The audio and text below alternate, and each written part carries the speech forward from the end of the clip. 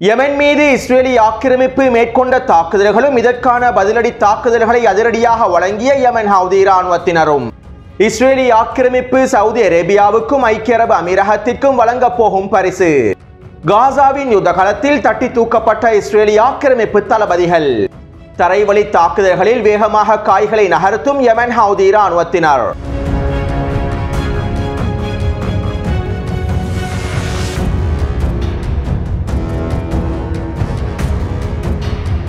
சிரியாவினுடைய இடைக்கால அரசின் உளவுத்துறை தலைமை அதிகாரியாக அனஸ் ஹசன் கத்தாப் என்கின்ற நபர் தெரிவு செய்யப்பட்டுள்ளார். சிரியாவினுடைய ஒட்டுமொத்த உளவுத்துறையும் தற்போது இவருடைய கட்டுப்பாட்டுக்கு கீழால் கொண்டு வரப்பட்டுள்ளது.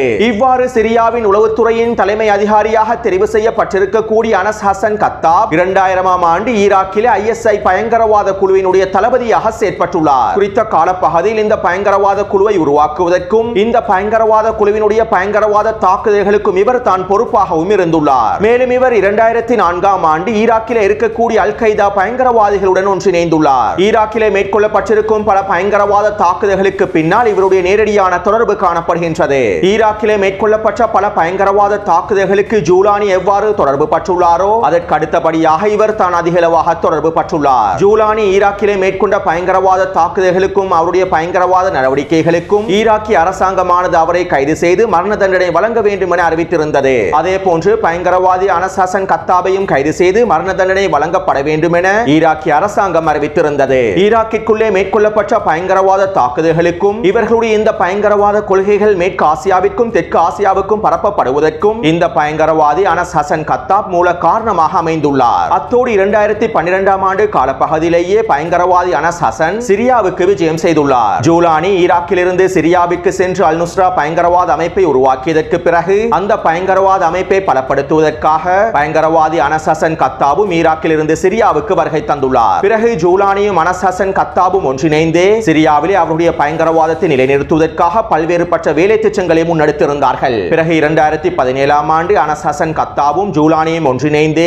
STS பயங்கரவாத குழுவையும் நிறுவினார்கள். இப்படியான நிலைமையிலேயே பயங்கரவாதி ஜூலானியினுடைய தலைமையின் கீழால் இயங்கக்கூடிய சிரிய அரசினுடைய உளவுத்துறை தலைமை அதிகாரியாக பயங்கரவாதி அனஸ் ஹசன் கத்தாப் தெரிவு செய்யப்பட்டுள்ளார். மேலும் இந்த நடவடிக்கையானது சிரியாவின் உளவுத்துறையினை பயங்கரவாத ஆதிக்கத்திற்கு கீழால் கொண்டு சென்று விடும் என்றும் தெரிவிக்கப்படுகின்றது. அரச பாதுகாப்பு என்கின்ற பெயரில் இந்த பயங்கரவாத தலைமைகள் அவர்களுடைய பயங்கரவாத செயற்பாடுகளை மேற்கொள்வார்கள். அரச பாதுகாப்பு என்கின்ற பெயரில் வன்முறைகளை மேற்கொள்வதற்கும் பயங்கரவாத கொள்கைகளை பரப்புவதற்கும் சிரியாவின் உளவுத்துறை அதிகாரியாக அனஸ் ஹசன் கத்தாப் தெரிவு செய்யப்பட்டிருப்பதாக சில மத்திய கிழக்கு ஆய்வாளர்கள் விமர்சனங்களை முன்வைத்துள்ளார்கள். ஈராக்கிலே பல பயங்கரவாத தாக்குதல்களை மேற்கொண்டு இன்னும் ஏனைய நாடுகளுக்கு அவர்களுடைய பயங்கரவாத கொள்கைகளை பரப்பிவிட்டு தற்போது சிரியாவின் ஆட்சி அதிகாரங்களில் இந்த பயங்கரவாத தலைமைகள் நியமிக்கப்பட்டிருப்பது சிரியாவுக்கு மாத்திரமல்லாமல் ஒட்டுமொத்த முஸ்லிம் சமூகத்திற்கும் மிகப்பெரிய ஆபத்தான விடயமாகும். ஒரு நாட்டினுடைய உளவுத்துறையானது பயங்கரவாதிகளுடைய கட்டுப்பாட்டுக்கு கீழால் கொண்டு வரப்பட்டால் அதனால் ஏற்படக்கூடிய விளைவுகளையும் பேராபத்துக்களையும் நாங்கள் தெளிவாக புரிந்து வைத்திருக்க வேண்டும். இது சிரியாவில் மாத்திரமல்ல ஒட்டுமொத்த முஸ்லிம்களுக்கும் மிகப்பெரிய பாதிப்பை ஏற்படுத்த போகின்றது. புலனாய்வு துறையை பயன்படுத்தி அவர்களுடைய பயங்கரவாத கொள்கைகளை பரப்புவதற்கும் எல்லா விதமான வேலை திட்டங்களையும் முன்னெடுப்பார்கள். இது ஏனைய நாடுகளுடைய தேசிய பாதுகாப்பிற்கும் மிகப்பெரிய அச்சுறுத்தலாகும். எனவே இந்த நிலைமைகள் தொடர்பாக மக்கள் மத்தியில் விழிப்புணர்வுகள் ஏற்படுத்தப்பட வேண்டும். இல்லாவிட்டால் ஒட்டுமொத்த முஸ்லிம் சமூகமும் இதனால் பாதிக்கப்படுவார்கள். அத்தோடு இவற்றினை தெளிவாக புரிந்து கொண்டதன் காரணத்தினாலேயே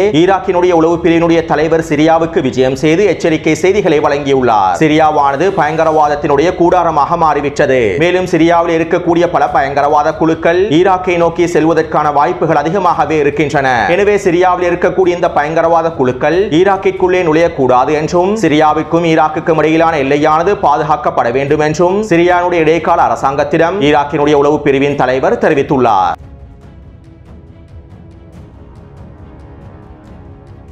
இன்று காலை வெஸ்ட் பேங்கினுடைய ஹர்சிலியா பிரதேசத்திலே பலஸ்தீனிய நபர் ஒருவர் கத்தியால் தாக்குதல் ஒன்றை மேற்கொண்டுள்ளார். இந்த தாக்குதலில் ஷின்பெட் உளவு பிரிவுக்கு சேவை செய்யக்கூடிய நபர் ஒருவரே கொல்லப்பட்டுள்ளார். வெஸ்ட் பேங்க் பிரதேசத்தில் இருக்கக்கூடிய பலஸ்தீனிய போராளிகளை இனம் காண்பதற்காகவும் பலஸ்தீனிய போராளிகள் தொடர்பான உளவு தகவல்களை பெற்றுக் கொள்வதற்காகவுமே இஸ்ரேலி ஆக்கிரமிப்பின் ஷின்பெட் உளவு பிரிவானது குறித்த நபரை நியமித்துள்ளது. அத்தோடு பலஸ்தீனிய நபர் இவரை இலக்கு வைத்தே கத்தியால் தாக்குதல்களை மேற்கொண்டுள்ளார். இதைத் தொடர்ந்து இஸ்ரேலி ஆக்கிரமிப்பு ராணுவம் பலஸ்தீனிய நபர் மீதும் துப்பாக்கிச் சூட்டு தாக்குதலை மேற்கொண்டுள்ளது. செய்யப்பட்டுள்ளது. இந்த தாக்குதலிலே பலஸ்தீனிய நபரும் கொல்லப்பட்டுள்ளார். அத்தோடு வெஸ்ட் பேங்க் பிரதேசத்திலே பலஸ்தீனிய போராளிகள் தொடர்ச்சியான தாக்குதல்களை மேற்கொண்டு வருகின்றார்கள். இஸ்ரேலிய ஆக்கிரமிப்பு ராணுவத்திற்கு எதிராகவும் அப்பாஸினுடைய PA படைகளுக்கு எதிராகவும் பலஸ்தீனிய போராளிகள் தொடர்ச்சியான தாக்குதல்களை மேற்கொண்டு வருகின்றார்கள். ஜெனின் பிரதேசத்திற்குள்ளே இஸ்ரேலிய ஆக்கிரமிப்பு ராணுவமும் PA படைகளும் முழுமையாக களமிறக்கப்பட்டாலும் பலஸ்தீனிய போராளிகளை அவர்களால் கட்டுப்படுத்த முடியவில்லை. மேலும் பலஸ்தீனிய போராளிகளுடைய தாக்குதல்களை அவர்களுக்கு தடுத்து நிறுத்தவும் முடியவில்லை. இதைத் தொடர்ந்து அமெரிக்காவினுடைய வழிகாட்டுதலுக்கு கீழால் இஸ்ரேலிய ஆக்கிரமிப்பு ராணுவம் அப்பாஸின் PA படைகளுக்கு நவீன ஆயுதங்களை வழங்கியுள்ளது. அதிலும் குறிப்பாக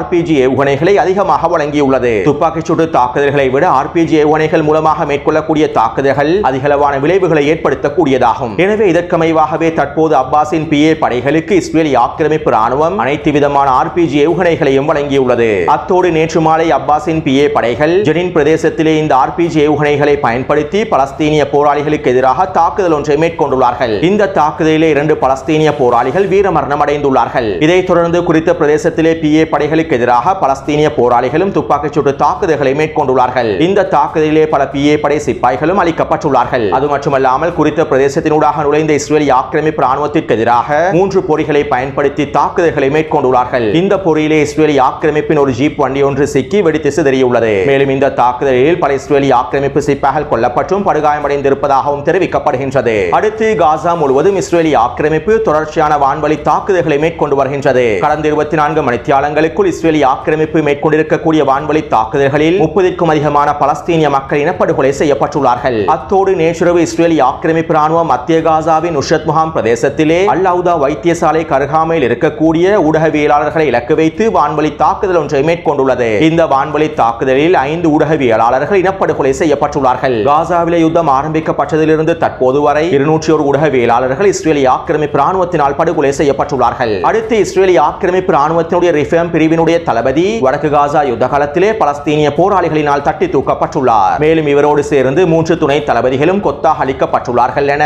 இஸ்ரேலிய ஆக்கிரமிப்பு ஊடகங்களும் உறுதிப்படுத்தியுள்ளன.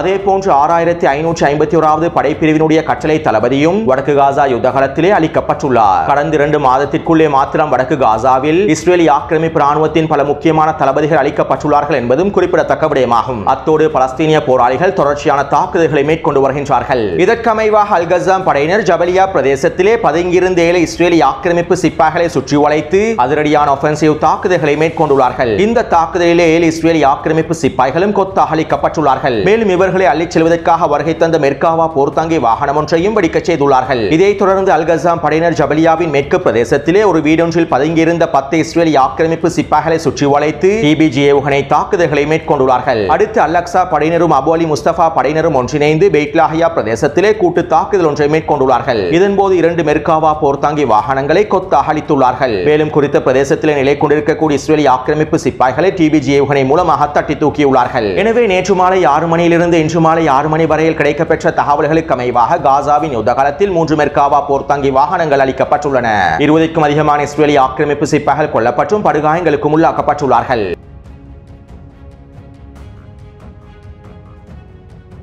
நேற்றிரவு இஸ்ரேலிய ஆக்கிரமிப்பு ராணுவம் யெமன் மீது வான்வழி தாக்குதல்களை மேற்கொண்டிருந்தது. 50க்கும் அதிகமான போர் விமானங்களை பயன்படுத்திய இஸ்ரேலிய ஆக்கிரமிப்பு யெமன் மீது உச்ச வான்வழி தாக்குதல்களை மேற்கொண்டிருந்தது. இந்த தாக்குதல்களுடைய ஆரம்பமாக இஸ்ரேலிய ஆக்கிரமிப்பு ராணுவம் சனா சர்வதேச விமான நிலையத்தினை இலக்கு வைத்து 4 வான்வழி தாக்குதல்களை மேற்கொண்டிருந்தது. குறித்த விமான நிலையத்தில் இருக்கக்கூடிய ஒரு பாதைகளை இலக்கு வைத்தும் விமான நிலையத்தின் கண்காணிப்பு கோபுரத்தை இலக்கு வைத்துமே இஸ்ரேலிய ஆக்கிரமிப்பு இந்த வான்வழி தாக்குதல்களை மேற்கொண்டிருந்தது. மேலும் இந்த தாக்குதலினால் 10க்கும் அதிகமான விமான நிலையத்தை சேர்ந்த ஊழியர்கள் படுகொலை செய்யப்பட்டுள்ளார்கள். இதைத் தொடர்ந்து இஸ்ரேலிய ஆக்கிரமிப்பு ராணுவம் சனா பிரதேசத்தில் இருக்கக்கூடிய மின்சார உற்பத்தி நிலையத்தை இலக்கு வைத்தும் தாக்குதல்களை மேற்கொண்டிருந்தது. இந்த தாக்குதலினால் மின்சார உற்பத்தி நிலையத்தினுடைய 2 கட்டிடங்கள் சேதமடைந்திருந்தன. இதற்கு பிறகு இஸ்ரேலிய ஆக்கிரமிப்பு ராணுவம் ஹுதைதா துறைமுகத்தினுடைய எண்ணெய் கிணறுகளை இலக்கு வைத்து வான்வழி தாக்குதல்களை மேற்கொண்டிருந்தது. இந்த வான்வழி தாக்குதலிலும் ஹுதைதா துறைமுகத்தில் தீ பரவல் ஏற்பட்டிருந்தன. இருப்பினும் இஸ்ரேலிய ஆக்கிரமிப்பு ராணுவத்தினுடைய இந்த தாக்குதலினால் ஏற்பட்டிருக்கக்கூடிய பாதிப்புகளை யெமன் ஹவுதி ராணுவ ராணுவத்தினர் அவசரமாக சரி செய்து விட்டார்கள். இஸ்ரேலிய ஆக்கிரமிப்பு வான்வழி தாக்குதல்களை மேற்கொண்டு ஓரிரு மணித்தாளங்களுக்குள்ளேயே விமான ஓடுபாதைகளை சரி செய்து விமான போக்குவரத்தையும் ஆரம்பித்துள்ளார்கள். அதே போன்று இஸ்ரேலிய ஆக்கிரமிப்பு வான்வழி தாக்குதல்களை மேற்கொள்வதற்கு முன்பே ஹுதைதா துறைமுகத்தில் இருக்கக்கூடிய எண்ணெய் கிணறுகளை இடமாற்றம் செய்துள்ளார்கள். அத்தோடு இஸ்ரேலிய ஆக்கிரமிப்பு யெமன் மீது வான்வழி தாக்குதல்களை மேற்கொண்டதற்கு பிறகு நெட்டன்யாஹு ஊடகங்களிடம் இவ்வாறு தெரிவித்திருந்தார். அரபுலகத்தில் இருக்கக்கூடிய அரபு நாடுகள் எங்களுக்கு பல சலுகைகளை வழங்கியுள்ளன.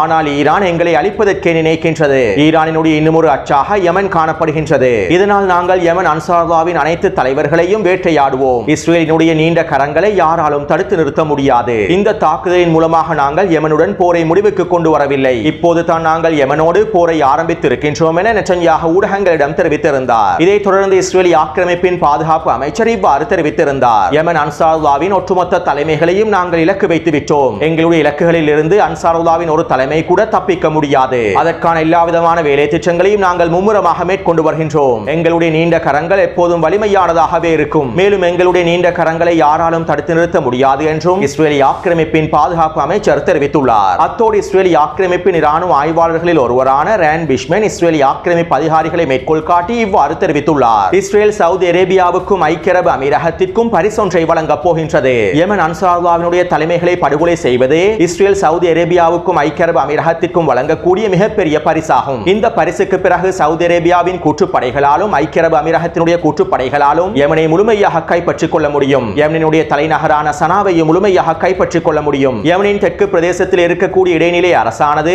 ஒட்டுமொத்த யெமனையும் தங்களுடைய கட்டுப்பாட்டுக்கு கீழால் வைத்திருக்க முடியும். இதற்கு பிறகு நாங்கள் செங்கடல் பிரதேசத்திலே சுதந்திரமாக செயல்படுவோம். செங்கடல் பிரதேசத்தினூடாக எங்களுடைய பொருளாதாரத்தை வளப்படுத்துவோம். யெமன் அன்சாருல்லாவினுடைய தலைமைகள் அளிக்கப்பட்டு ஒட்டுமொத்த யெமனையும் கைப்பற்றியதற்கு பிறகு செங்கடல் பிரதேசத்தினூடாக எங்களுடைய கப்பல் போக்குவரத்து எந்த விதமான தடையும் இல்லாமல் பயணிக்கும். மேலும் நாங்கள் தெற்கு பிரதேசத்தில் இருக்கக்கூடிய எங்களுடைய மிக முக்கியமான துறைமுகங்களில் ஒன்றான ஈலாட் துறைமுகத்தை மீண்டும் திறப்போம். இதனால் காசாவின் போர் முனையும் முழுமையாக தனிமைப்படுத்தப்பட்டுவிடும். மேலும் இது இஸ்ரேலுக்கு அடுத்த வெற்றியையும் ஏற்படுத்தும் என இஸ்ரேலிய ஆக்கிரமிப்புடைய இராணுவ ஆய்வாளர் தெரிவித்துள்ளார். அதாவது யெமன் அன்சாருல்லாவினுடைய தலைமைகளை இஸ்ரேலிய ஆக்கிரமிப்பு படுகொலை செய்யும் வரை ஐக்கிய அரபு அமீரகமும் சவுதி அரேபியாவினுடைய கூட்டுப்படைகளும் காத்துக் கொண்டிருக்கின்றன.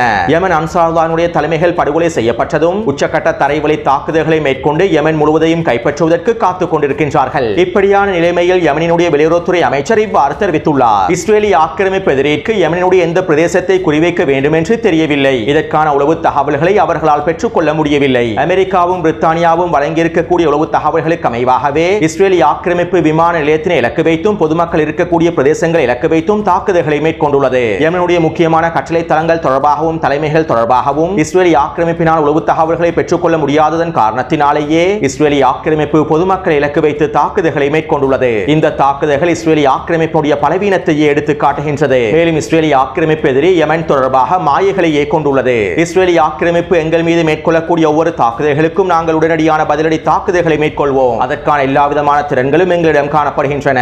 மேலும் இஸ்ரேலிய ஆக்கிரமிப்பின் காய் நகர்த்தல்களை நாங்கள் முழுமையாக முறியடிப்போம் என்றும் யெமனுடைய வெளியுறவுத்துறை அமைச்சர் தெரிவித்துள்ளார். அதே போன்று நீங்கள் யெமனை சிரியாவாக நினைக்க வேண்டாம். சிரியாவிலே நீங்கள் மேற்கொண்ட நடவடிக்கைகளை யெமனுக்குள்ளே உங்களால் நினைத்து கூட பார்க்க முடியாது. மேலும் நாங்கள் எல்லாவற்றிற்கும் தயாராகவே இருக்கின்றோம் என யெமன் ஹவுதி ராணுவத்தினுடைய தலைமைகள் தெரிவித்துள்ளார்கள். அடுத்து நேற்றிரவு இஸ்ரேலிய ஆக்கிரமிப்பு மேற்கொண்ட வான்வழி தாக்குதல்களுக்கு பதிலடி வழங்கும் முகமாக யெமன் ஹவுதி ராணுவத்தினர் இன்று அதிகாலை 4 மணி அளவில் இஸ்ரேலிய ஆக்கிரமிப்பின் டெல்-அவீவ் பிரதேசத்தை இலக்கு வைத்து ஹைப்பர்சோனிக் பாலிஸ்டிக் ஏவுகணை தாக்குதல் ஒன்றை மேற்கொண்டிருந்தார்கள். டெல்-அவீவ் பிரதேசத்தில் இருக்கக்கூடிய பென் குரியன் விமான நிலையத்தினை இலக்கு வைத்து இந்த தாக்குதல் மேற்கொள்ளப்பட்டிருப்பதாகவும் தெரிவிக்கப்படுகின்றது. மேலும் இந்த தாக்குதலினால் குறித்த விமான நிலையத்தில் வெடிப்புகள் ஏற்பட்டிருப்பதாகவும் தெரிவிக்கப்படுகின்றது. இருப்பினும் குறித்த விடயங்கள் தொடர்பான மேலதிக தகவல்களை இஸ்ரேலிய ஆக்கிரமிப்பு ராணுவம் முழுமையாக தணிக்கை செய்துவிட்டது. அத்தோடு இந்த ஹைப்பர்சோனிக் பாலிஸ்டிக் ஏவுகணை தாக்குதலை தொடர்ந்து யெமன் ஹவுதி ராணுவத்தினர் ஆக்கிரமிக்கப்பட்ட டெல்-அவீவின் மத்திய பிரதேசத்தில் இருக்கக்கூடிய முக்கியமான ராணுவ தளம் ஒன்றினை இலக்கு வைத்து அதிரடியான ட்ரோன் தாக்குதல்களை மேற்கொண்டிருந்தார்கள். இந்த தாக்குதலும் வெற்றிகரமாக மேற்கொள்ளப்பட்டிருப்பதாக தெரிவிக்கப்படுகின்றது.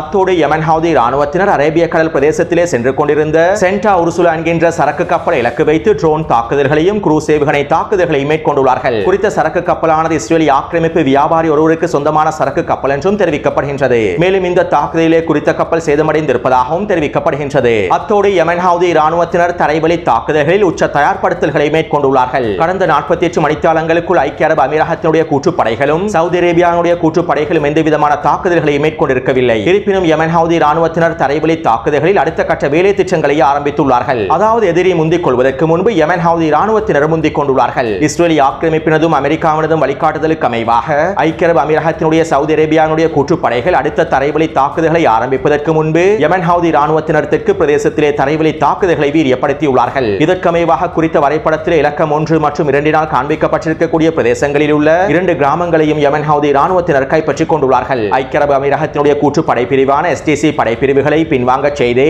இந்த பிரதேசங்களை கைப்பற்றிக் கொண்டுள்ளார்கள். எனவே யமன் ஹவுதி ராணுவத்தினர் தரைவழி தாக்குதல்களில் வேகமாக காய்களை நகர்த்தி எதிரிக்கு அழுத்தத்தை வழங்குவதற்கான காய் நகர்த்தல்களை மேற்கொண்டுள்ளார்கள். எனவே இந்த காணொளி தொடர்பான கருத்துக்களை பதிவிடுங்கள். தொடர்ந்து என்னுடன் இணைந்திருங்கள். நன்றி, வணக்கம்.